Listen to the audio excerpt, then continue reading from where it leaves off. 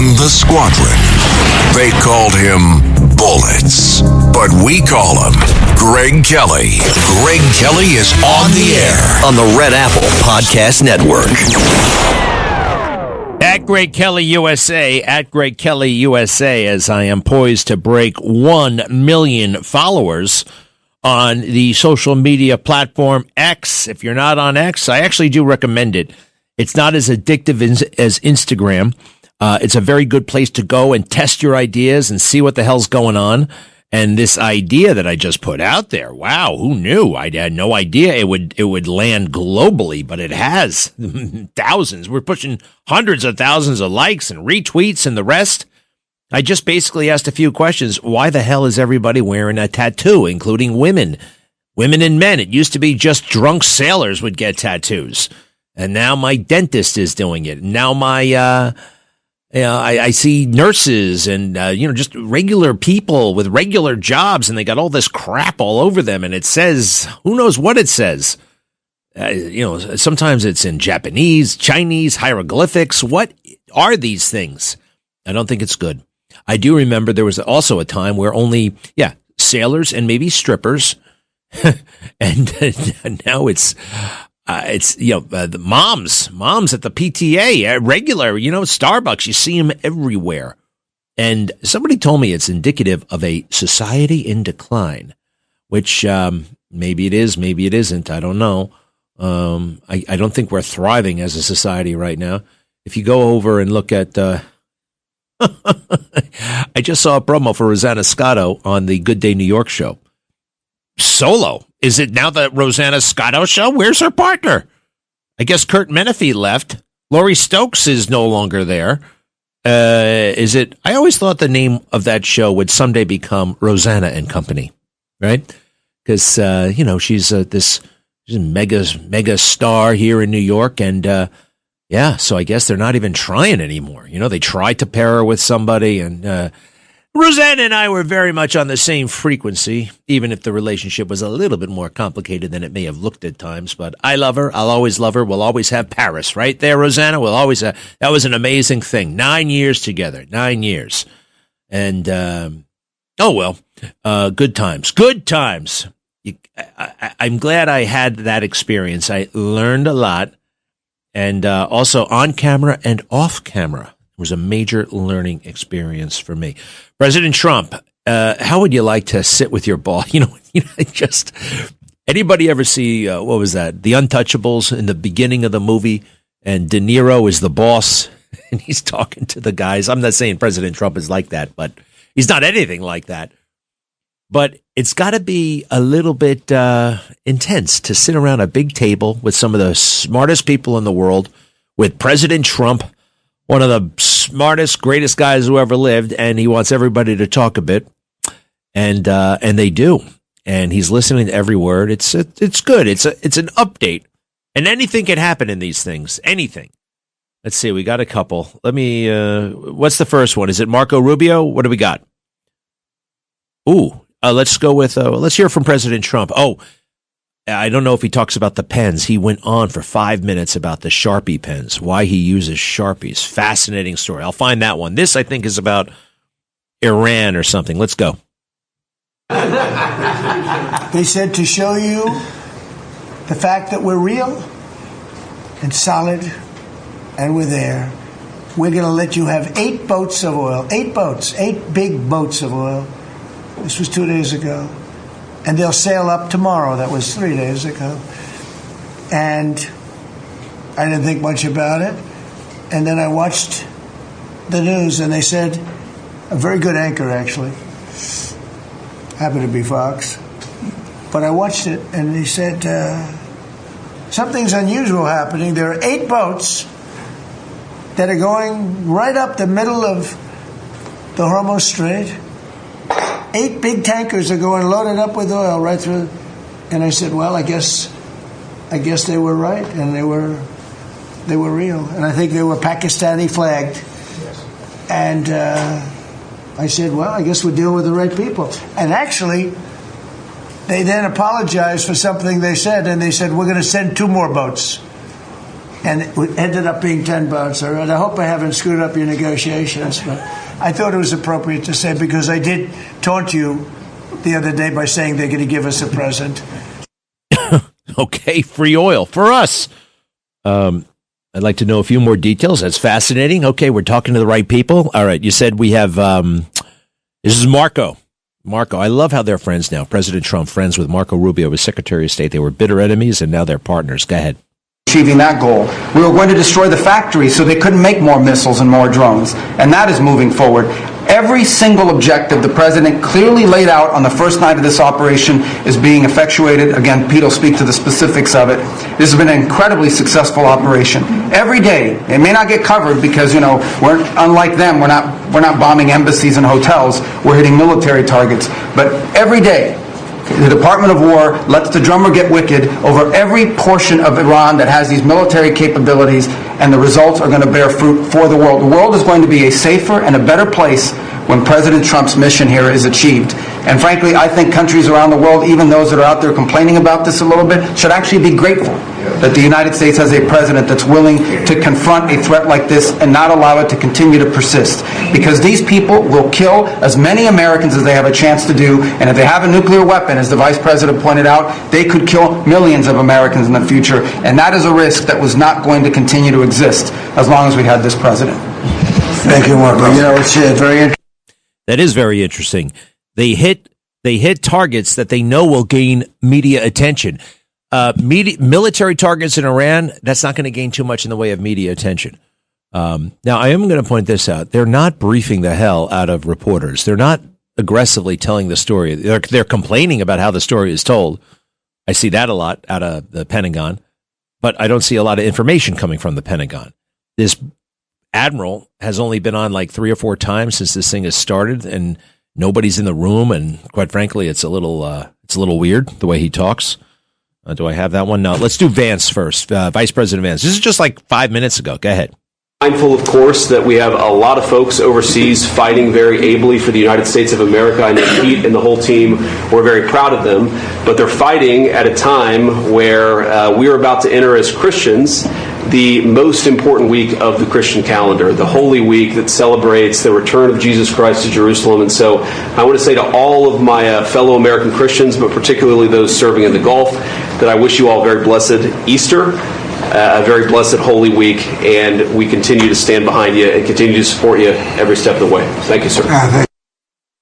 It's nice to hear him talk about faith. Speaking of faith, had a moment today. I won't tell exactly what happened, but I realized, man, oh man, God has given me so many breaks. He has really looked out for me, and I'm so grateful. And the moment I start to think that anything, that it was me, it's really kind of a pathetic thought, all right? We are in his hands. He's calling the shots. He knows what's best for us. He knows what we need. He knows what we don't need. He knows when we're ready. He knows when we're not ready. People who are impatient, people want this, they want it now. Relax. He's got it. You got to do your part. You got to work your ass off. Not saying that. You got to work. But work is a gift. It's from him too. Him. Capital H. All right. So when we're talking about signing things, and it really is amazing. It really is. It's not boring. It's not drudgery. It's beautiful. And once again, I'll say it, that Bible that I started reading, somebody gave it to me in 2012, I think. I was like, huh? You want to give me a gift? Give me a shirt. I don't want a book. I don't want a Bible. What are you, a Bible thumper? What are you? What are you, a church lady? Huh? What's this all about? Trying to give me a message? She also gave me the biography of Jesus. I was like, huh? What? I'm good. I know what's going down. I know how to handle myself. No, I didn't. I was clueless. And for several more years, I was totally clueless until I sat down and started reading it. And fortunately, it was the Charles Stanley Life Principles Bible with all kinds of little footnotes and little explainers and essays. And it was unlike any experience I have ever had. And it's wonderful. And I feel like it's just begun. You can never... You're always learning and growing, hopefully. Okay. When a regular president signs one of those bills and holds it up, You can't see the signature because he's doing it with a Bic pen. Might be a fancy pen, might be Mont Blanc, but the ink is thin and dim, and you can't see it. You notice when President Trump signs his name? No disputing. It's his. Big, black, thick Donald Trump in his kind of, iconic. It's now iconic, the signature. Well, here's a little story behind it all. President Trump on the phone with the pen manufacturer, and he's all frustrated with the government pens. Go ahead and hit it, please. For $25 million, and it would be better. It would be better. See this pen right here? This pen is an interesting example. It's the same thing. So this pen is very inexpensive, but it writes well. I like it. But I can't have the pen the way it was. You know what it is. I don't want to give them too much publicity, but they do treat me well. Sharpie. So I came here. They have $1,000 pens. And, you hand pens out. You're signing and you hand them out. You're handing them to all these people. Sometimes you have 30, 40 people. And they were $1,000 a piece. Beautiful pen, ballpoint. 1,000. It was gold, silver, gorgeous. But I'm handing out to kids that don't even know what they're. What is this, Mommy? It's kids. They're getting a pen for $1,000. They have no idea what it is. And I feel guilty because I'm like, I'm by nature, I don't, it's the government. I love the government like I love myself economically. I want to save money. So I'm saying, this is crazy. And it had another problem. They didn't write well. So I take it out and I saw it and there's no ink. And I got all you people looking, and you say, there must be something wrong with Trump. And I'm signing, and there's no ink in the pen, and it costs $1,000. This one, I called the guy. I said, I'd like to use your pen, but I can't have a gray thing with a big S on it, saying Sharpie. As I'm signing a $1 trillion airplane contract to buy brand new fighter jets, brand new B-2 bombers, of which we just ordered plenty. I can't do that with the press.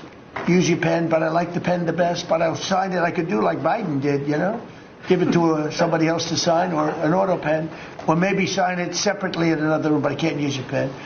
He said, "Well, I can make it nicer." I said, "What can you do?" He said, "I'll paint it black."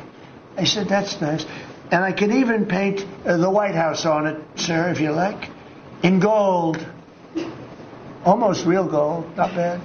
And I can even do your signature, sir." And by the way, this was not staged. I just saw the pen sitting there, and I thought of this as an example of how $25 million spent by me at the Federal Reserve Building would be a better job than $4 billion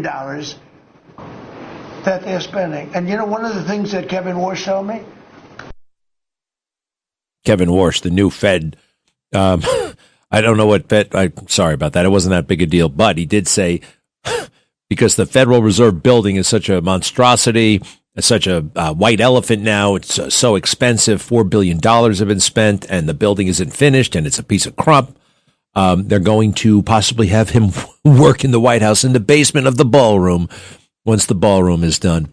I use a Sharpie as well. You heard that, right? So Sharpie pens. We all know Sharpie pens, but they customize it. It's all black. I kind of know what he means. Not aesthetically. The Sharpie is the best pen. Aesthetically, it's not that nice. It says Sharpie on the side. It's got all kinds of words. I want it to be cleaner. It says, I use a Sharpie Ultrafine. He doesn't use it. He uses a regular tip, thick tip. Sharpie Permanent Marker. I use it because the little secret is it's not permanent.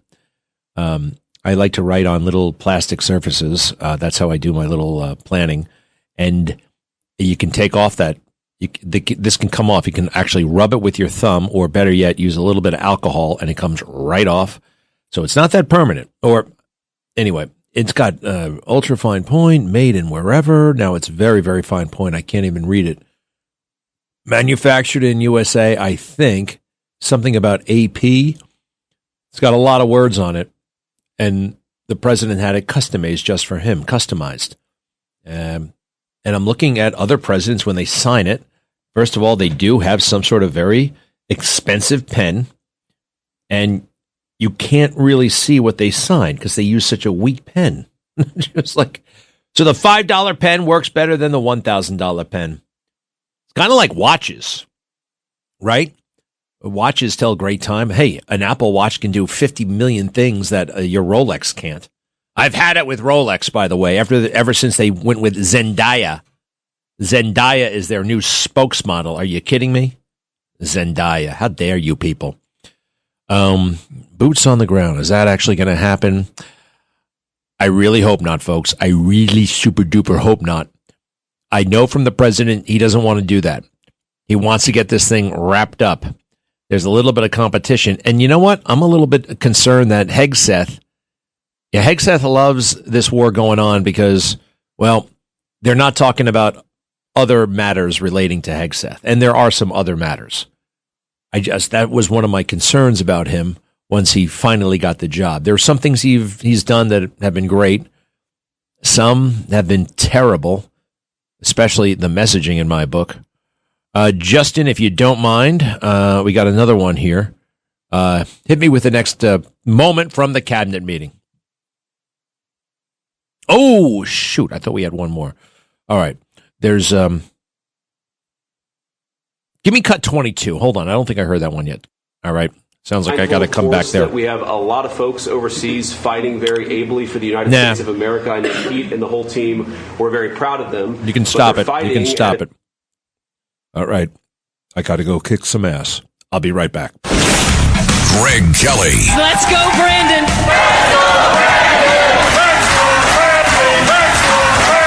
On the Red Apple Podcast Network. Greg Kelly. On the Red Apple Podcast Network. Sorry. Shh. Stop that. Isn't that beautiful? I love it when she comes to my office. Oh, she is still 4. I don't know. It's like taking her the longest time to grow up, and I love it, right? We have a 6-year-old, and then we have this 4-year-old who is forever young. I don't know what it is. It's just like, it's an amazing gift. The cutest kid. People stop in the street. She takes my sunglasses off. She puts them on. I may have to Instagram about it. Hey, is it unsafe to Instagram about your kids? I don't think it is. Actually, I think what's weird is people will Instagram now. They put up a picture of the family, and you know what they do? They put little stars or little smiley faces over the kids' faces so that strangers can't see them. Now, why is that? Why are we doing that? Now, I know actually why people think they have to do that. It goes back to John. I don't want to go into it. I think that not everything is a threat, right? We take very good care of our children in America. Very, very, very good care. We do things today that we did not do that long ago. You know, yesterday I found a bunch of pictures. Well, you know how social media is. They just won that case. A girl in California won $6 million from Meta and Google and other big tech companies for making these things so hideously addictive and making her very, very sad. And if you spend too much time on these hideously addictive devices, you will be sad. You will have fewer human relationships. And it's so obvious. I'm surprised a lot of people I know are saying, no, the parents should have been. Well, good luck with that one. 2 parents are going to somehow beat big tech, 75 million engineers and super duper computers working full time to get people to look at their stuff. Parents don't stand a chance. They don't stand a chance. So this is a major thing, and it's great. Now, my hope and dream is that one day, you know, everywhere you go, you know who told me this? It was a heartbreaking story. A guy named Isaiah Whitlock. Isaiah Whitlock, right? Yeah, the actor, the great actor, Isaiah Whitlock Jr. He was in The Wire. He was the doctor in Goodfellas who, after Henry Hill almost got into that little jam when he almost crashed the car in May 1980 when he was doing all the drugs, the final drug deal, and getting that girl to go to Pennsylvania and don't say the airline on the phone, but she did anyway.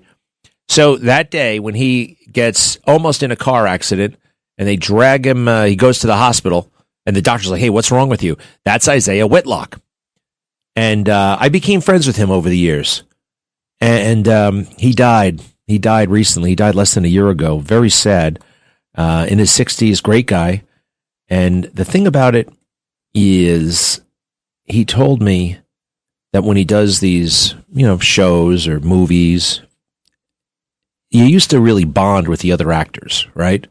You know, you got downtime and there isn't that much to do. So you would talk and you would learn and you would, you know, you connect with people. And he'd come from a project and some of the people were younger and some were his age. And everybody was just obsessed with their phone and there was no connection, none. And he thought that, you know, the process of making television, of making a movie, making content wasn't as much fun as it used to be. And so, yeah, Isaiah Whitlock Jr., he died just in December. How old was he? 71. Too young, way too young these days. Anything below 90 is just, it seems like it's too young. So I want to see us being involved in social media. One day will look as stupid as doctors smoking cigarettes like they did in the 1950s, right? Or, you know, kids in the front seat of cars, not buckled up. I saw a picture the other day of a woman in 1960, and she had her baby next to her in a little baby carriage right next to her in the front seat of a car. Here's one of those old-timey commercials, right? Listen to this. Smoking cigarettes, good for you, huh? Cut 14. Once again, the brand named most was Camel. Yes, according to this repeated nationwide survey, more doctors smoke Camels than any other cigarette. Why not change to Camels for the next 30 days and see what a difference it makes in your smoking enjoyment? All See right. how Camels agree with your throat. Doctors. See how mild and good tasting a cigarette can be. All that tobacco goodness. You know, we can laugh at it now. It makes no sense, but that's kind of I hope that's where we are with these phones. And someday, because this is not life, something's bad is happening. Really bad. You know, we know what's happening in Iran, some of it, that women are forced into marriage at like the age of 13. What else? It's a theocracy. You step out of line, you can be whipped, you can be killed. It's bad news. What do they see when they look at our country? They see a depraved, pornographic, insane asylum. And there's a little bit of validity there. You know, we're not all like that. But when you have OnlyFans, which is basically you can be a porn star from home, and regular people are doing it. Regular people with regular jobs are now moonlighting as porn stars. That's something that, we're not in a good place. There's a guy named Fishback. He's running for, I don't know, what is he running for? Governor, something like that in Florida, Senate, governor. He wants to tax OnlyFans. He calls it a sin tax. Now, it's probably unconstitutional, but I give him credit for raising the issue of OnlyFans and the pornography and all this stuff. And I am no prude, all right? I'm no prude, but I could not imagine somebody I love doing this stuff, right? Because, well, it's harmful to them. And it's not exactly contributing to the betterment of the world, is it? And now more people than ever, and most are not going to make much money. There are just enough out there who are making millions of dollars. This one woman, she's 20 years old, and she made $100 million on OnlyFans. Well, that doesn't solve all your problems, number one. How many times do we have to learn that story? But it's very hard to discourage people when there's that kind of money. You know, the guy who started OnlyFans just died. He just died at the age of 43. He didn't exactly make the world a better place. Anyway, I hope he found God before he died. We'll be right back. Greg Kelly on the Red Apple Podcast Network. Greg Kelly, entertaining and informative on the Red Apple Podcast Network. Hey, the boss, the owner of WABC, John Catsimatidis, had a sit-down with Mayor Mamdani. I don't know how it went yet. I'm looking forward for a full report. Look, he is the mayor. But John Catsimatidis is a titan. If Mayor Mamdani had not become the mayor, he'd still be an assemblyman with a staff of 3. Mr. Catsimatidis employs, I think, an approximate number is 10,000 people. Because it's not just WABC. It's not just the grocery stores. It's real estate. It's energy. It's from wind, solar, oil. Oh, yeah, oil, automobiles, you name aviation. He's one of those guys who help make the world go round. So I wonder how it all went down. John has seen mayors come and go. I hope Mamdani was smart about it. I hope he did the right thing. Now, I'm seeing one right thing he could do would be to, apologize and stop saying that New York City is this racist, xenophobic place, because it's not. We've been around since before you were born. Okay? Hey, by the way, Mayor Dinkins happened to be black, right? Was elected mayor in 1989. All right? Now, that was 3 years before Mamdani was born. And he's still saying that everybody's racist. Everybody's racist in New York. What else does he say here? He not only does he flirt with the anti-Semitism, he embraces it. And he was head of the Students for Justice in Palestine at college. Now, that is a terrorist organization. That is a full-blown terrorist organization, and they harass and they attack Jewish people. His wife, look, I'm willing to, you can't just put this stuff in our face. You can't. And she doesn't apologize for celebrating and liking what happened on October 7th. Now, watch what Mamdani will apologize for. He did one of those dopey podcasts. You can do too many podcasts. There is such a thing as too much podcasting. And these guys like Joe Kent and the rest, they fall in love with it. And here's some guy. I never heard of the podcast. Have you? I mean, look, I've only heard of 2 podcasts at this point, Megyn Kelly and Joe Rogan. Let me hear this, if you don't mind. This is the mayor apologizing for what he used to call his girlfriend. Did your girl say that? No, my wife. Your wife? Oh, you gotta... I mean, she's still your girl. She's always going to be your girl. Your wife, she said run? She was down for it. So that was the final decision that we had. You're allowed, yeah. Is she mad at you for working so much? No, she gets on lovely. You? She is a little bit. She what? Is she a little bit? She gets, no, but it's annoying for her a little bit. She lets you work heart. so much? That's 2 bros. I think they're both high. So here's the backstory here. Mamdani once offended when an interviewer casually called his wife his girl. He quickly corrected it, drawing a firm line over what he saw as disrespect. But when old posts from his wife, Rama Douaji, resurfaced filled with racial slurs, including the N-word, homophobic language, and praise for Palestinian militants on October 7th-style resistance, that line seemed to shift. He defended her as a private person with no official role, while she deleted the old X account amid backlash. Punchy hypocrisy check, offended by his girl, but quiet or protective when it comes to a serious bigotry matter at home. The 2 biggest voting blocks behind Mamdani just got played again. When black and gay voters start realizing they're being used by so-called allies every election, that's when the shift happens and they will start voting on policy instead of feelings. Well, black, gay, and white and straight. A lot of people bought this guy's crap. I see right now the governor of Maryland, who has never seen a mirror he cannot fall in love with, on the harbor in Maryland, talking about the broken bridge. Remember that bridge went down? It might not have went down, might not have gone down if government did what it's supposed to do.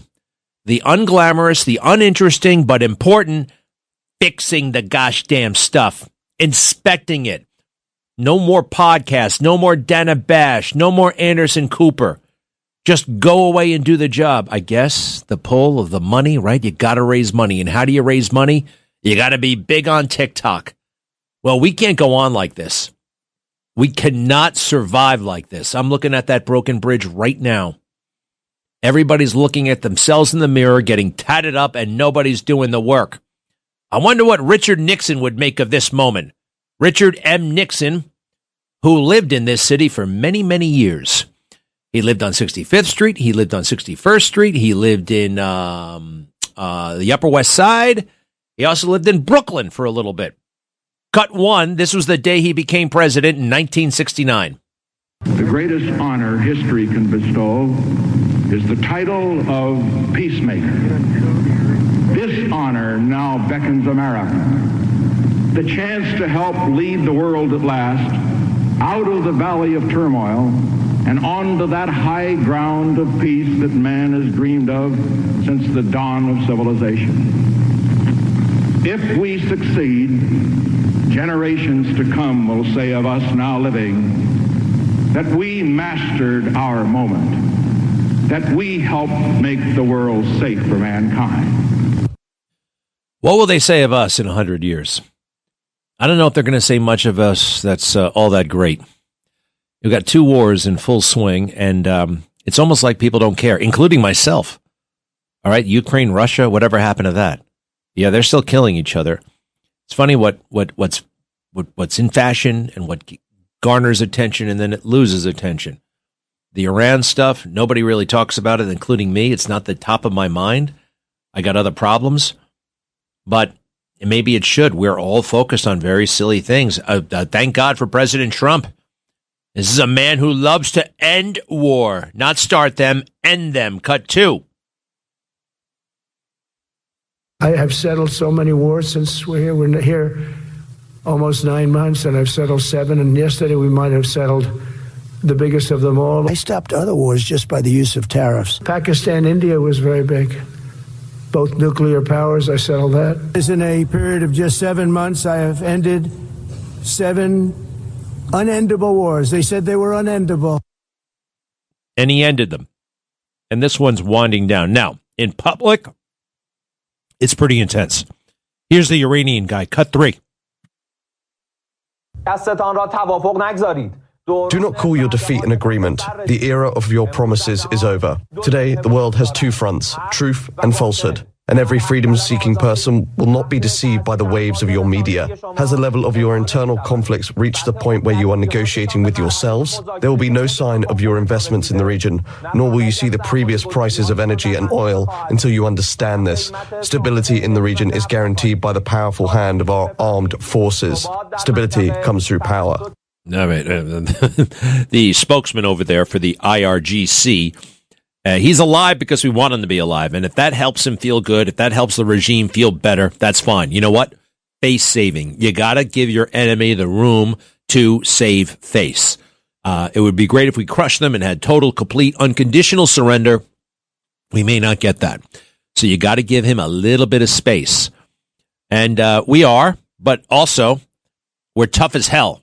Caroline Levitt at the White House, cut 4. The president's preference is always peace. There does not need to be any more death and destruction. But if Iran fails to accept the reality of the current moment, if they fail to understand that they have been defeated militarily and will continue to be, President Trump will ensure they are hit harder than they have ever been hit before. Well, I wouldn't test him, would you? Now, Hegseth went on today. He's so upset about the media coverage. And I'm annoyed by it as well. Like everything else, it's really negative and Trump must be screwing up.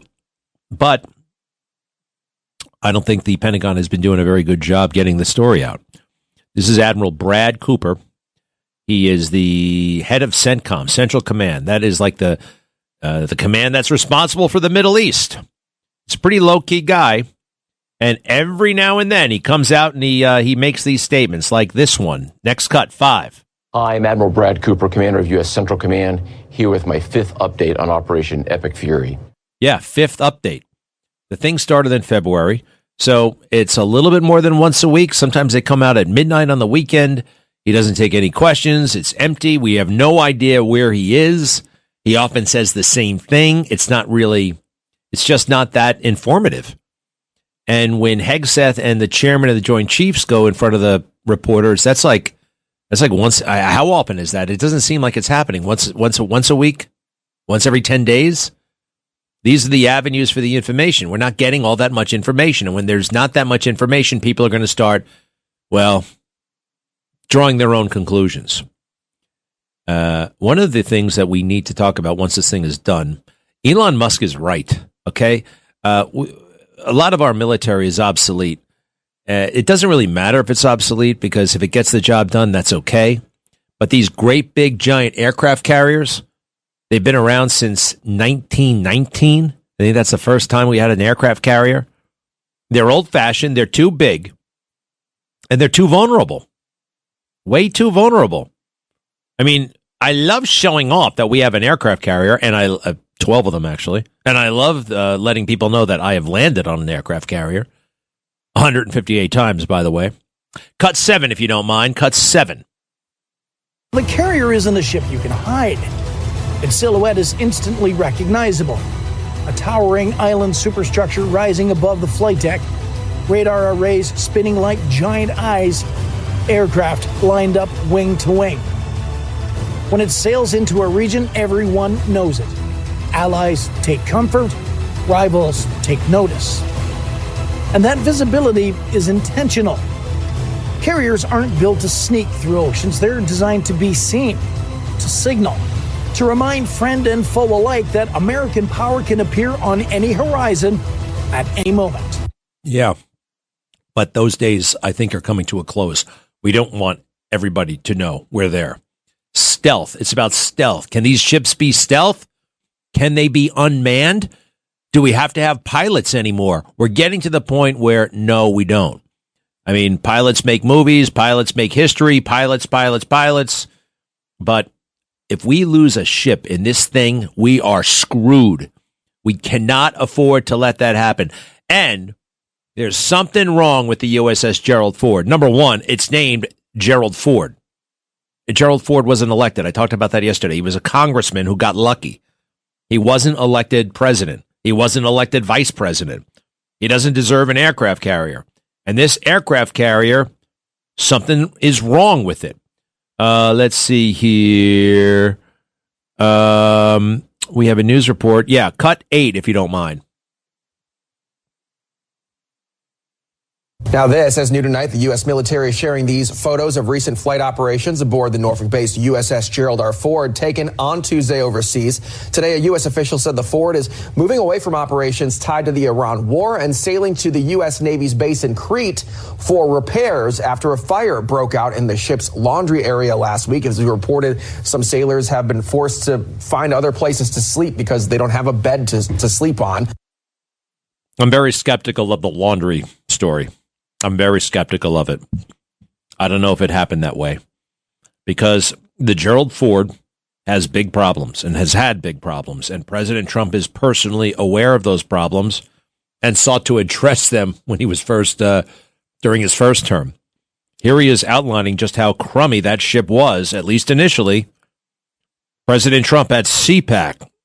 Cut 10, please. This is shortly after he left office the first time around. We built an aircraft carrier, and the aircraft carrier has all sorts of problems. It's the Gerald Ford. They throw the plane off, and they decide to do it through electric instead of steam, right? Catapult, it's called. So they have a catapult, and for 60 years, it's been steam operated. They decide to do it, let's make it out of electric. I went to visit the ship. And I wasn't interested in seeing the Admiral. The Admiral said, "Sir, Admiral so-and-so, the thing's out to sea trials, it's not working." And I said, "Admiral, honestly, I think you're a wonderful man. Very good-looking guy, actually. You're like central casting, but I want to see the catapulters." So I meet these 5 guys, real great guys. They're catapulters. "How long have you been doing it, Jim?" "Sir, 21 years. I said, "Let me ask you have a problem with it?" "Absolutely, sir, it doesn't work." "Why?" He said, "Because if it breaks, you have to go through graduate school at MIT to fix it. And with the steam, we had the same power or more, and we could fix it with a blowtorch and a hammer." A blowtorch and a hammer. You can fix the steam. You know, he's talking about launching airplanes off an aircraft carrier. The old steam catapult that we had back in the olden days. Some things you don't have to upgrade. Some things you don't have to fix. Unless, of course, you're a defense contractor looking to rip off the country. Then you make it complicated. And then guess what else you can charge? Service, right? You got to come in maintenance and all that stuff. Oh, and guess what? The defense contractor has a plan for that. More money for them. Man, what a crooked country we are sometimes. What a crooked country. It's a great country with a great constitution and a great heritage, but we got a lot of problems. We are making America great again, but it ain't there yet. Be right back. Thanks for listening to The Greg Kelly Show. You can hear The Greg Kelly Show weekdays at 12:15 on 77 WABC. If you like the podcast, share it with your friends and listen anytime at WABCRadio.com and download the WABC Radio app. Hit that subscribe button on all major podcast platforms. Plus, follow WABC on social on Instagram, TikTok, Facebook, and X. See you next time for a new episode so you never have to wonder. What the heck is going on here?